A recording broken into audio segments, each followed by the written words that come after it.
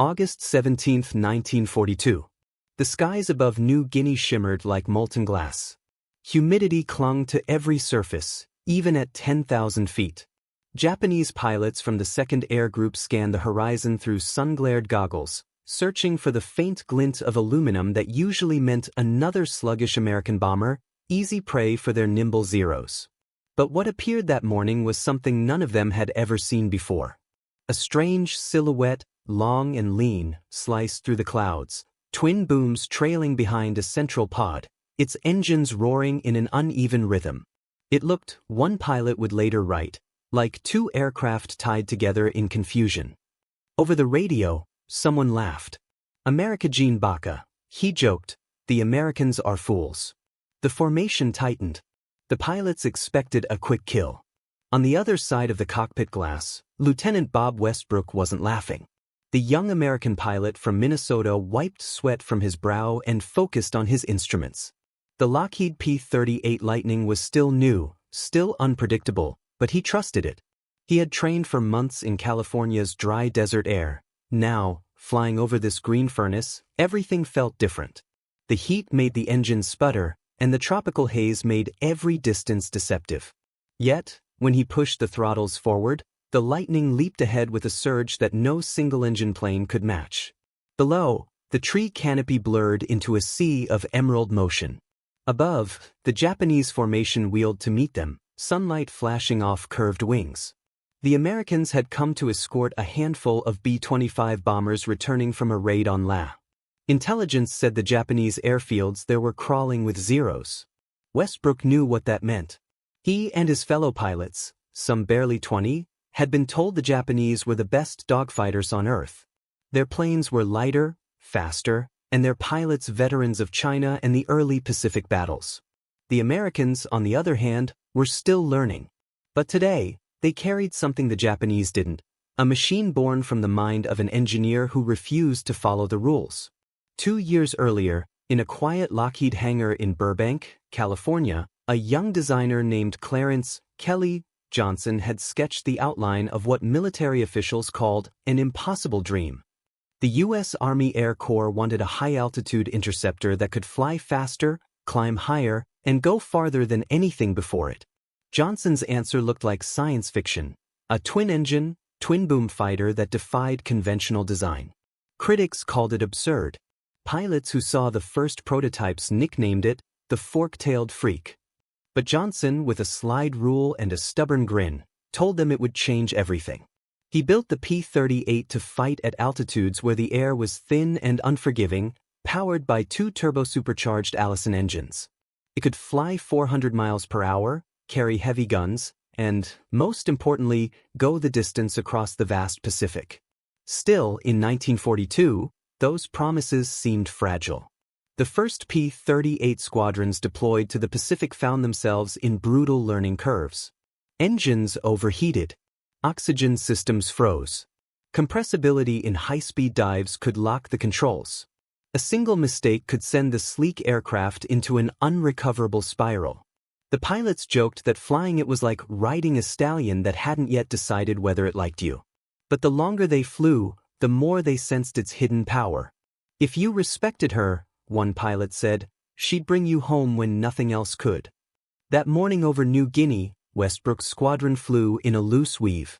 He could see the silver gleam of his wingman's Lightning to his right, the twin booms cutting the air like blades. The radio crackled, bandits, 11 o'clock high. And adrenaline washed away the heat. The Japanese came fast, 20 Zeros diving from the sun. Westbrook banked left, the twin engines screaming in harmony. Tracers whipped past his canopy, red-orange streaks that faded almost as soon as they appeared. The fight was on. Dogfighting in AP-38 was unlike anything else.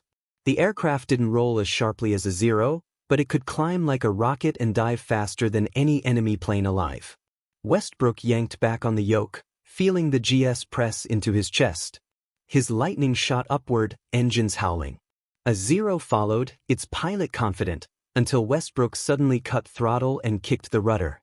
The Lightning slid sideways, inverted and dove. The Zero overshot. In that split second, Westbrook squeezed the trigger. .450 caliber guns and one 20mm cannon erupted from the nose, sending a line of fire into the Japanese fighter. The Zero blossomed into a brief flower of orange flame, then disappeared into the jungle below. The radio filled with shouts. "Got one! Got one!" another pilot yelled. But there was no time to celebrate. A burst of gunfire ripped through Westbrook's left wing. Warning lights blinked. The plane shuddered. He leveled out, checked instruments. Still flying. Still in the fight. That was the difference. The P-38 could take hits and keep moving. He turned toward the bombers, now distant specks lumbering homeward. The job wasn't to win glory, it was to get those crews back alive. Below, Japanese ground controllers watched helplessly as their once dominant Zero squadron struggled. They were unprepared for an American fighter that could dive away from danger, climb back faster than pursuit, and carry enough ammunition for long engagements. Reports trickled in: two-engine enemy aircraft, silver, extremely fast, difficult to destroy. The laughter of that morning began to fade into questions. In Tokyo, military analysts dismissed the new fighter as a temporary experiment. The Imperial Navy believed agility would always triumph over speed. Their doctrine favored precision, not brute force. The Americans rely on machines, one officer wrote, but machines cannot replace spirit. It was a comforting belief, one rooted in years of victories. But as 1942 turned into 1943, the evidence in the skies began to suggest otherwise. Back at base, Westbrook landed his P-38 with shaking hands. The mechanics rushed out, eyes widening at the bullet holes peppering the wing. He pulled off his helmet, drenched in sweat, and laughed, a short, weary sound. His crew chief handed him a canteen. "She brought you home," the man said, patting the fuselage. Westbrook nodded. "Yeah," he murmured, and she bit back. That night, in his tent, he wrote in his logbook, "The Lightning's a strange bird. But she's got teeth." In the mess tent, rumors spread. Some pilots swore the Japanese called the P-38 two planes stuck together. Others claimed they'd started avoiding fights with the twin-engine devils altogether. No one knew the truth yet. What they did know was that their confidence had changed. For the first time in months, American pilots felt they had something that could go toe-to-toe with the vaunted Zero. The early days of panic, when every dogfight felt like suicide, were giving way to something new, hope. Meanwhile, word of the Lightning's performance reached higher command. General George Kenney, head of the 5th Air Force, saw in it a weapon that could finally project power across the Pacific's endless spaces. "Range is victory," he told his staff. The P-38 could fly farther than any other Allied fighter, escorting bombers deep into enemy territory. Its twin engines meant safety over ocean stretches that had claimed countless single-engine aircraft. It was, as one officer put it, a pilot's insurance policy. Not all pilots agreed. Some missed the familiar single-engine feel of the P-40s or the snug cockpit of the P-39. The P-38 felt mechanical, distant, a machine with its own mind. It demanded discipline, constant trimming, precise throttle balance. But those who mastered it spoke of a quiet partnership. It was, they said, like learning to speak a language no one else understood. As the months passed, those early mockeries from Japanese pilots faded into silence. In combat reports captured later in the war, Imperial flyers described the Lightning with a mix of fear and fascination. It comes from high altitude with great speed. Its engines flash like mirrors. We call it the two-plane devil. Another wrote, "You cannot turn with it, you cannot catch it. Only God decides who lives when the silver one appears." Westbrook's squadron kept flying, each mission pushing the limits of man and machine. They learned to trust their instruments more than their instincts, to fight with strategy instead of bravado. And with every battle, the legend of the P-38 grew. Even in mess hall jokes, half to break the tension, half to tempt fate, the Lightning became myth. "Two engines, twice the chance," they'd say, raising their tin cups. The war was far from over, but the balance in the air had begun to shift. The Japanese, once supreme in dogfighting skill, now faced an opponent that could dictate the terms of engagement. American pilots could climb above them, choose when to attack, when to disappear into the clouds. For the first time, control of the sky was no longer a given for the rising sun. On that humid New Guinea morning, when laughter turned to radio silence, something more profound happened than a skirmish. It marked the end of an illusion. The myth of invincibility surrounding the Zero cracked, replaced by the uneasy realization that the Americans were learning fast. Technology, training, and sheer determination were beginning to fuse into something the Japanese couldn't counter with experience alone. Back at the Lockheed plant, Kelly Johnson received the first combat reports with quiet satisfaction. He wasn't one for celebration. "She's doing what we built her for," he told a colleague, looking at a blueprint pinned to the wall. "Survive. Strike hard. Come home." The engineers toasted with coffee instead of champagne. They knew their creation wasn't perfect, but it was evolving through blood and sky. As dusk fell over the Pacific that night, the airfields buzzed with the low growl of returning P-38s. Mechanics worked by lantern light, patching bullet holes, checking oil lines, counting the empty ammunition belts. The men moved quietly, aware that each scar on the aircraft was a story. Somewhere beyond the mountains, another squadron of Japanese pilots sat in darkness, their laughter gone, their orders changing.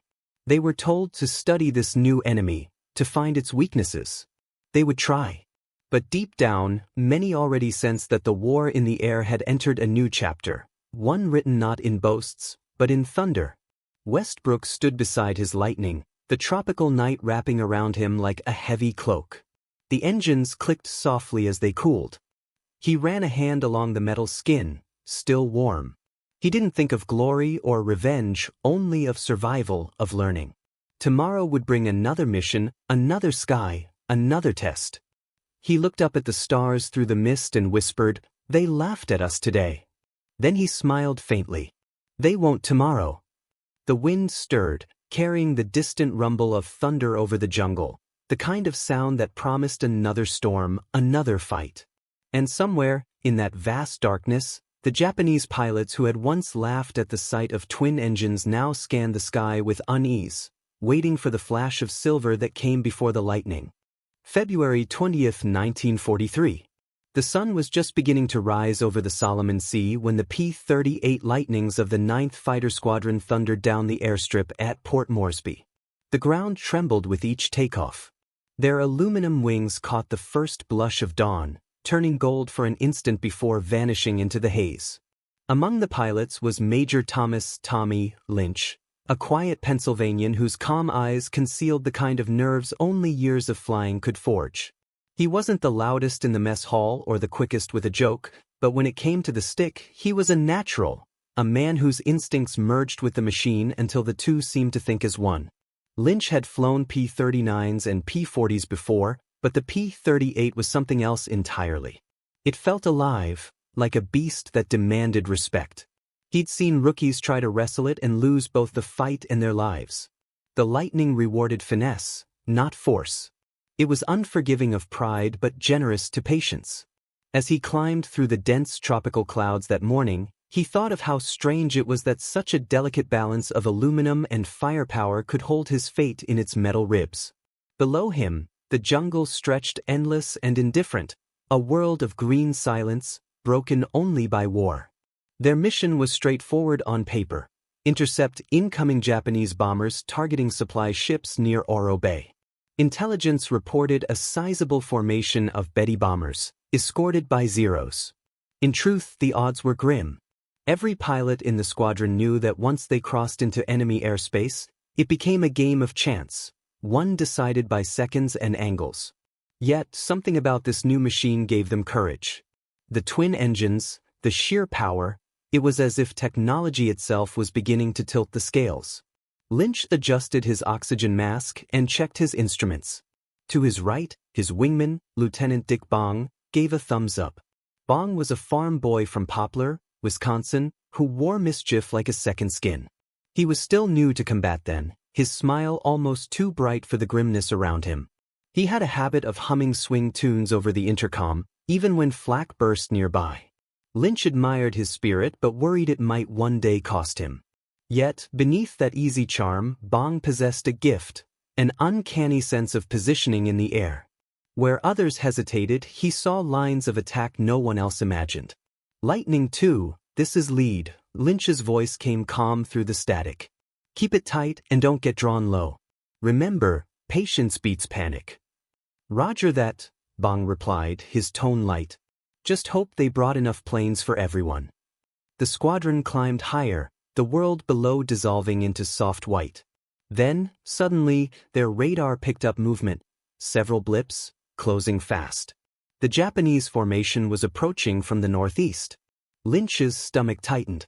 He eased the throttles forward. The Allison engines roared in harmony, and the Lightning surged ahead like a predator scenting blood. Through the thin veil of cloud, dark dots appeared against the morning sun. The Betty bombers, sleek and deadly, moved in precise formation, their gunners scanning the skies nervously. Above them, a dozen Zeros circled protectively like hawks. The Japanese pilots had become too familiar with American intercepts, slow, predictable attacks from below. But the P-38s were about to rewrite that expectation. Let's come in high and fast, Lynch said. Hit them before they know what's happening. The Lightnings tipped their noses and dived. Air screamed against the fuselage. The altimeter spun downward. At 400 miles per hour, the formation hit the Japanese flank before the bombers could scatter. Lynch's cannons thundered, tearing into the lead Betty's right wing. Flames erupted, and the bombers spiraled earthward in seconds. Bong swooped through the chaos, firing in quick bursts. 2 Zeros broke formation, both trailing smoke. The radio erupted with voices, warnings, and half-laughed shouts of disbelief. The Japanese, caught off guard, scrambled to regroup. The Zeros turned sharply, their light frames carving the air in tight circles. That was their strength, agility. But the Lightnings didn't play their game. Lynch pulled up, using the twin engines to climb away from the turn. The Zeros followed, only to find themselves outpaced. He rolled inverted and dove back down in a controlled descent, guns blazing. A Zero exploded in a bloom of black smoke. On the ground below, Australian spotters watched the fight unfold through binoculars, amazed at the spectacle of silver arcs and black trails tearing across the sky. The Yanks brought the devils today, one murmured. The term stuck. Within weeks, Japanese radio traffic would refer to the P-38 as Ni Hikoki Akuma, the two-plane devil. As the dogfight raged, Bong found himself separated from the group. A lone Zero latched onto his tail, tracers zipping past the cockpit. Bong cursed and threw the Lightning into a steep dive. The air screamed louder, the stick trembled, warning of compressibility. He remembered his training. Ease off, don't fight it. The Lightning leveled out just above the treetops, engines screaming at redline. The Zero followed but couldn't hold the dive, its wings fluttered, then snapped. Bong watched it vanish into the jungle canopy. He exhaled shakily, realizing he'd been holding his breath. When the fight ended, 4 bombers and 6 Zeros were gone. The Americans lost none. As they turned for home, the sea below shimmered like liquid steel, dotted with distant plumes of smoke from the burning wreckage. The cockpit smelled of cordite and oil. Bong's voice came over the radio, half laughing. Well, that was educational. Lynch smiled despite himself. Just don't get too smart for your own good. Back at Port Moresby, mechanics swarmed the returning planes. The men climbed out, faces streaked with sweat and exhaustion, yet their eyes burned with something new, a sense of control. For the first time, they hadn't merely survived, they had dominated. That evening, as dusk settled over the airfield, Bong found Lynch sitting alone on an overturned fuel drum, staring out toward the darkening horizon. You flew like hell up there, Bong said, handing him a tin mug of coffee. Lynch nodded. So did you. You keep flying like that, you'll make a name for yourself. Bong grinned. Names don't matter much if you don't make it home. Lynch chuckled quietly. That's the first smart thing you've said all week. The two sat in silence for a while, listening to the faint hum of engines cooling in the distance. Beyond them, the jungle whispered, and somewhere far off, thunder rolled, a familiar echo of tomorrow's battles. The success of that mission spread quickly. Word reached General Kenny, who saw in the P-38 not just a weapon, but a strategy. Its range meant the Americans could now strike deeper into enemy territory, hitting bases once considered untouchable. Each victory fed a quiet momentum that began to change the tone of the war in the air. But for Lynch and Bong, the battles were becoming personal. The Japanese had taken friends from both of them. Each mission carried the weight of those absences. Lynch still remembered the day Captain Bill Harris didn't come back, his P-38 last seen trailing smoke over the Owen Stanley Range. Mechanical failure, they'd said, but Lynch knew better. Or didn't care about reasons. It only collected names. As weeks turned into months, Bong's confidence sharpened into mastery. He studied every report, every combat log, dissecting how enemy pilots moved, how they reacted. He began to predict them, to think like them. They rely on instinct, he told Lynch one night, tracing lines on a map. They expect us to react the same way every time. But if you do the opposite, if you make them hesitate even for a second, you own the fight. It was that kind of thinking that soon turned Bong from a promising pilot into something rarer, a tactician. His record began to climb. 2 kills became 4, then 10. Yet, even as others celebrated him, Bong stayed grounded. He refused to boast, deflecting praise with humor. When asked his secret, he'd grin and say, "Just aim where they're going, not where they are." Lynch, meanwhile, carried himself with quiet pride. He wasn't chasing records. His satisfaction came from seeing his men return alive. He wrote letters home for those who didn't, though he never mentioned it. The burden of leadership was heavy, but he bore it without complaint. By late 1943, the P-38 had become a symbol of American resurgence in the Pacific. Missions stretched farther: Rabaul, Wewak, Bougainville. Each victory tightened the noose around Japanese supply lines. Yet the enemy adapted. They began flying ambush patrols, setting traps, baiting the Americans into low-altitude fights where the Zero still reigned supreme. The learning curve never stopped. One morning in November, a mission to escort bombers to Wewak went terribly wrong. A wall of clouds swallowed the formation, scattering it. Lynch, flying lead, broke through alone into a sky filled with enemy fighters. He fought fiercely, claiming 2 kills, but his squadron was nowhere to be seen. Over the radio, his voice came through calm but strained, "Tell the boys, keep their altitude." Then static. He never returned.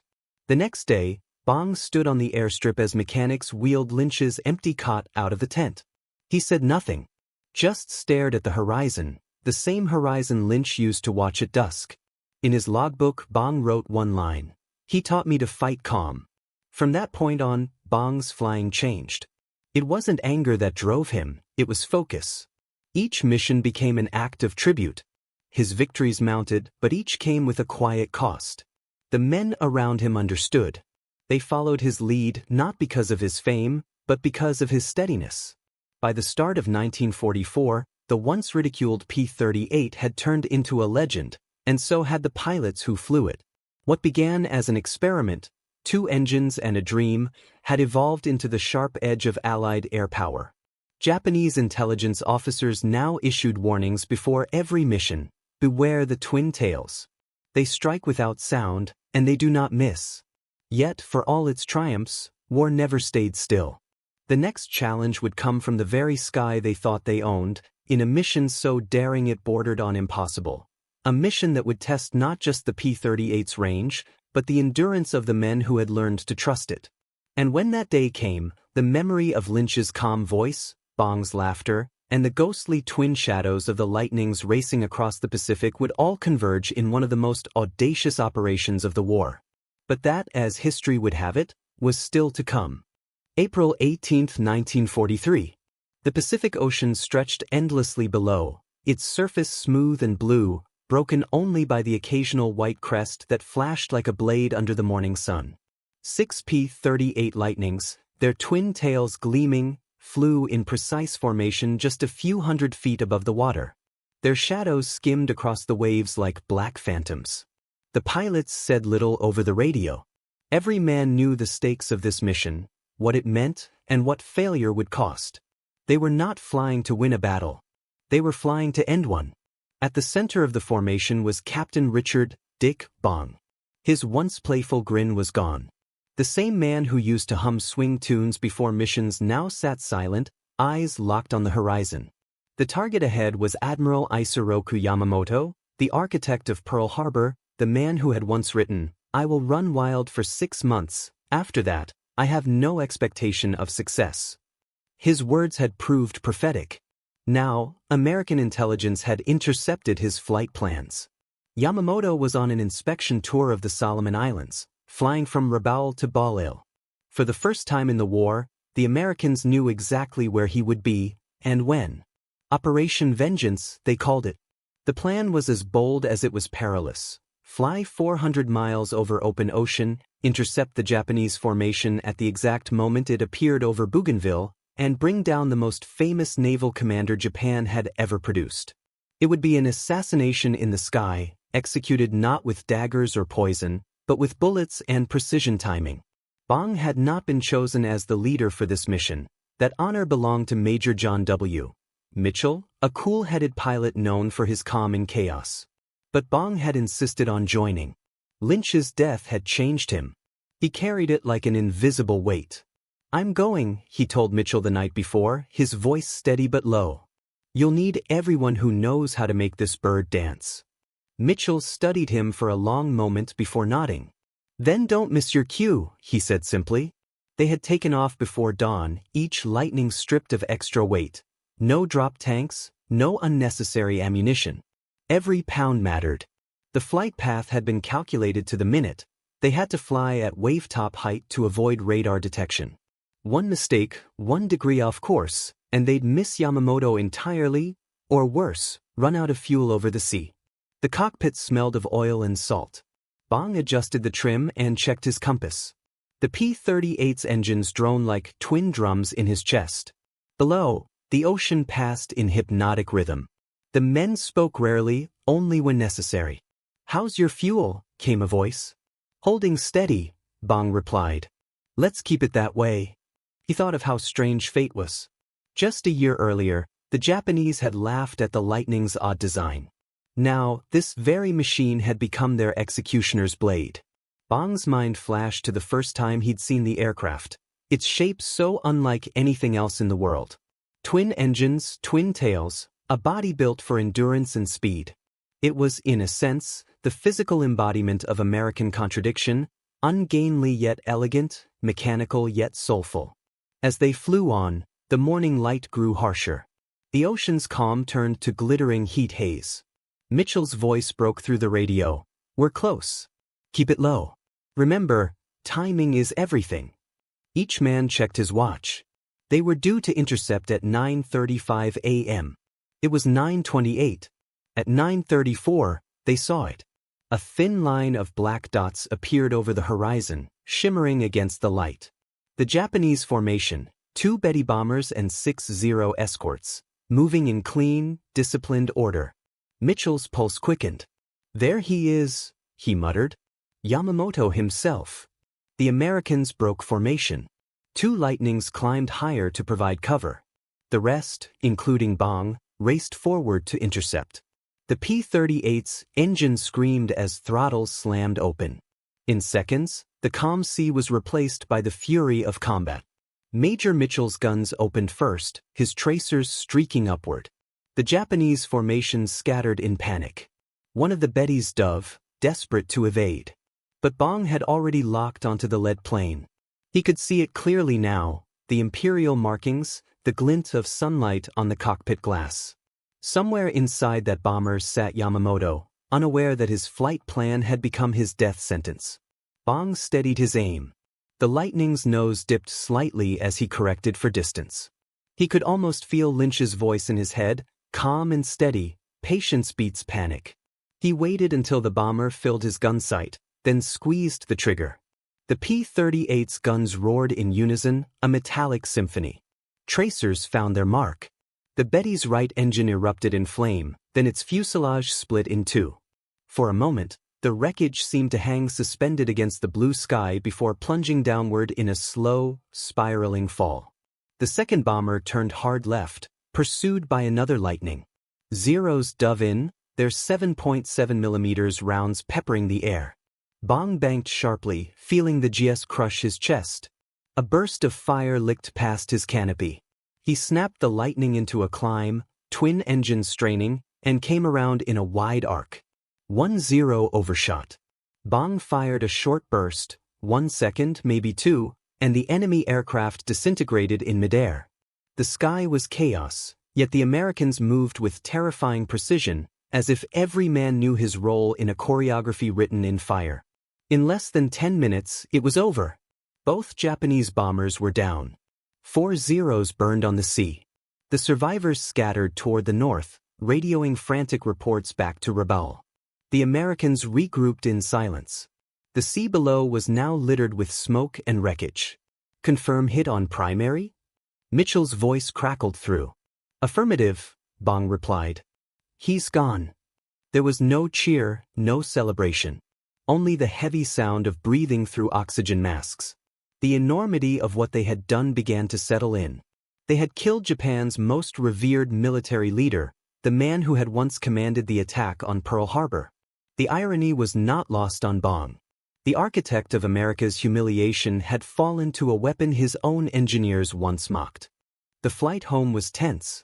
Fuel was running low, and every pilot knew the slightest detour could mean ditching in the ocean. They flew in silence, hugging the waves once again, each man lost in his thoughts. Bong's mind drifted to the Japanese pilots who had died defending their commander. He imagined them, young men like himself, believing they were protecting something sacred. War was cruel that way. It turned conviction into tragedy. 2 hours later, the P-38s landed at Guadalcanal. The ground crew ran to meet them, unaware of what had just occurred. The pilots climbed out slowly, faces drawn, eyes hollow. General Kenny arrived on the tarmac within the hour. "Did you get him?" he asked. Mitchell nodded once. "Yamamoto's gone." For a long moment, no one spoke. Then Kenny removed his cap. "History just turned a corner," he said quietly. News of the mission spread like wildfire. In Washington, President Roosevelt was briefed personally. In Tokyo, the reaction was disbelief. The Japanese government announced that Yamamoto had died bravely in air combat, but the truth was devastating. Japan had lost not just a strategist but a symbol. Among pilots, his death was a shattering blow to morale. "If even the admiral can be hunted from the sky," one officer reportedly said, "then none of us are safe." For Bong and his squadron, the aftermath was strange. They had accomplished the impossible, yet the victory felt heavy. That night, Bong sat outside his tent, staring at his hands. The smell of engine grease still clung to them. His crew chief, a grizzled mechanic named Anders, approached with a flask. "You did what had to be done," he said simply.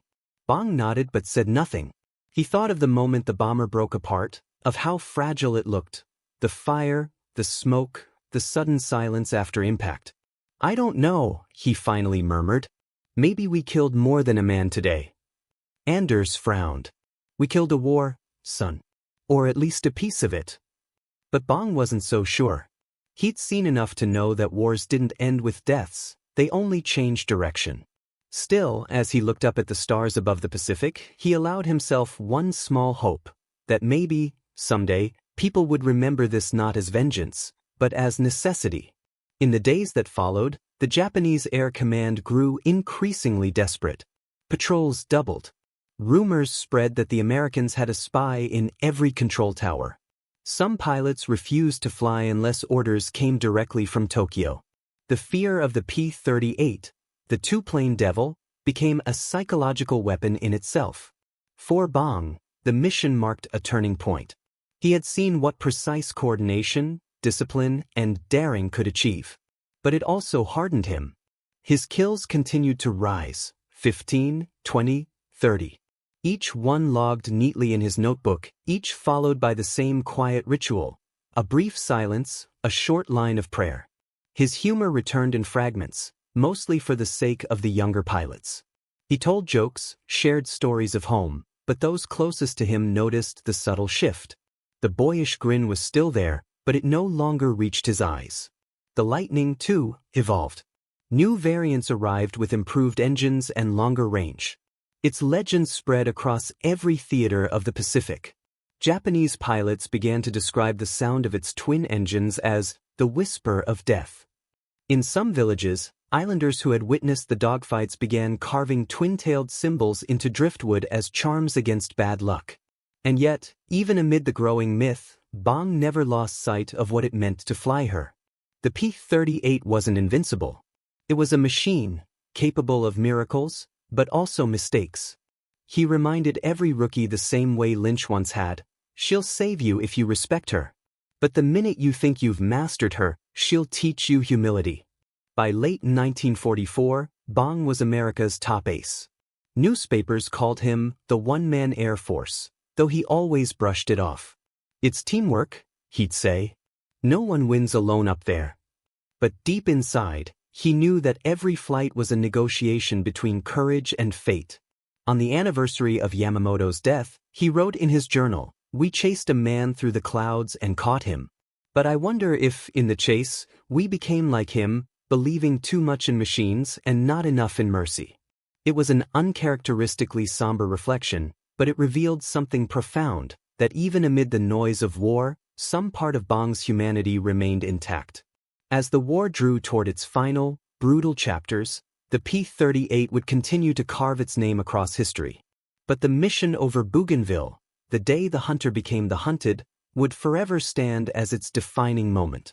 It was proof of what technology, intelligence, and courage could do when fused by necessity.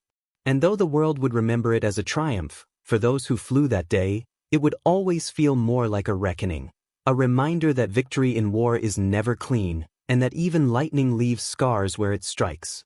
The morning of December 7, 1944, began like so many others for Captain Richard Bong, humid, bright, and heavy with the faint scent of oil and ocean salt that clung to every inch of the airstrip in Leyte. The war in the Pacific had shifted. Japan was weakening, yet its pilots fought with an almost suicidal ferocity. Kamikazes had become a daily terror, streaking down from the clouds in burning arcs. The skies that had once seemed like a stage for skill and daring were now a graveyard in motion. Bong, now a legend with 40 confirmed kills, had become both symbol and soldier. He was admired, feared, envied, and utterly exhausted. Every mechanic, every rookie pilot on the base whispered about him. "Bong's up again," they'd say whenever the silver Lightning taxied down the runway. He'd wave casually, a cigarette hanging from his lips, his grin easy, his eyes shadowed. He no longer felt the rush he once did. The thrill of dogfighting had been replaced by something colder: duty, precision, inevitability. For Bong, flying had become less about victory and more about survival, about guiding his men home through skies that swallowed too many. That morning, General Kenny called him into the command tent. Maps lay sprawled across the table, covered in grease pencil circles and arrows. "We're losing transports near Mindoro," Kenny said bluntly. "Japanese fighters have been coming out of nowhere. I want you to take 2 of your best and sweep the area. Quiet mission, hit them before they hit us." Bong studied the map. "When?" "Now." He nodded, turned, and walked out. His crew chief, Anders, met him halfway. "Fuel's topped." "Guns are clean," Anders said. "You sure you need to go up today, Cap? You've done enough for 10 wars." Bong smiled faintly. "Tell that to the boys getting hit out there." He clapped Anders on the shoulder. "Keep her warm for me." Minutes later, the engines of his P-38 roared to life. The sound was almost comforting, a deep, steady thunder that drowned out everything else. His wingmen, Lieutenants Glover and Darren, formed up behind him as the trio lifted off, climbing into a sky as blue and bright as polished steel. As they reached cruising altitude, Bong scanned the horizon. Clouds drifted lazily, deceptive in their calm. He keyed his radio. "Keep your eyes peeled. They like to come in low from the sun." "Roger that," Glover replied. "Feels too quiet." "It always does," Bong said. For the next hour, they circled the area, watching for movement. Nothing. No dots on the horizon, no glint of metal. The radio crackled with distant chatter from ground control, reports of scattered skirmishes, a convoy making progress toward the coast. Then, just as Bong began to think the mission might end without incident, he saw it, 3 faint specks emerging from the eastern haze. "Contact," he said sharply. 3 bogies low. Could be Oscars. The formation tightened. The specks grew, sunlight catching their wings. Yes, P-43 Oscars, fast and agile, each marked with red circles that gleamed like blood in the light. "Let's go greet them," Bong said. He pushed the throttle forward, engines screaming. The P-38 surged ahead, its twin tails slicing through the air. The distance closed in seconds. The Japanese fighters saw them too. They broke formation immediately, 1 climbing, 2 diving. The sky exploded into motion. Bong rolled hard left, locking onto the nearest Oscar as it tried to outturn him. He knew its weakness, it couldn't climb as fast. He pulled up sharply, then looped downward, cutting across its path. His guns flared, the vibration rattling his bones. The Oscar shuddered, burst into flames, and spun toward the sea. "1 down," Bong said, his voice steady. "Stay sharp." Glover's voice came through next, urgent. "2 on me. I can't shake 'em." Bong banked sharply toward the sound. He saw the 2 Oscars chasing Glover's tail, their guns spitting white trails of smoke. Bong dove straight in. The angle was impossible, but he didn't hesitate. He squeezed the trigger, a short controlled burst. One of the Oscars exploded midair. The other pulled up, desperate to escape. "You're clear," Bong said. Glover's breath came ragged. "Damn, Cap, oh you won." But the fight wasn't over. The 3rd Japanese plane came roaring in from above, guns blazing. Tracers streaked past Bong's canopy. He rolled, narrowly dodging. The enemy was good, sharp, unpredictable. They danced through the air like mirror reflections, each anticipating the other's move. Bong felt the old spark ignite, the razor's edge between mastery and madness. He let instinct take over. The 2 planes spiraled downward, twisting, diving, climbing again. The ocean flashed beneath them like liquid glass. The Japanese pilot fired again, bullets grazing Bong's left wing. Smoke curled. Bong ignored it. He waited, patient, watching the other man's rhythm, the tiny hesitation before each burst. Then, in that brief gap, Bong flipped inverted and dove, coming up behind the Oscar's tail. He fired 1 clean burst. The Japanese plane split apart, trailing fire. "Got him," he breathed. The radio was silent for a moment. Then Glover's voice came softly, 3 for 3. "We're heading home, Cap." Bong didn't answer immediately. He was staring at the smoke on his left wing. It was minor, he'd flown with worse. Still, he throttled back slightly, testing the response. The Lightning held steady. He exhaled. "Roger. Let's head back." The flight home was quiet. The adrenaline faded, replaced by a hollow calm. Below them, the Pacific shimmered endlessly, reflecting the late afternoon light. Bong's thoughts drifted, not to the men he'd downed, but to the faces of his squadron, the ones who hadn't come back. Morales. They came to him sometimes in dreams, hovering at the edge of memory, smiling like they used to. Halfway back, a faint sputter broke the hum of his engines. Bong frowned, checked his gauges. The left engine temperature was spiking. "That's not good," he muttered. He tried adjusting the mixture, no change. The needle kept climbing. "Control, this is Bong. Left engine overheating. Might have taken a hit earlier." Static answered. Then a voice. "Copy that, Cap. You're still 10 miles out. You can make it." He hoped so. He feathered the propellers slightly, coaxing the engine to cool. For a moment, it seemed to stabilize.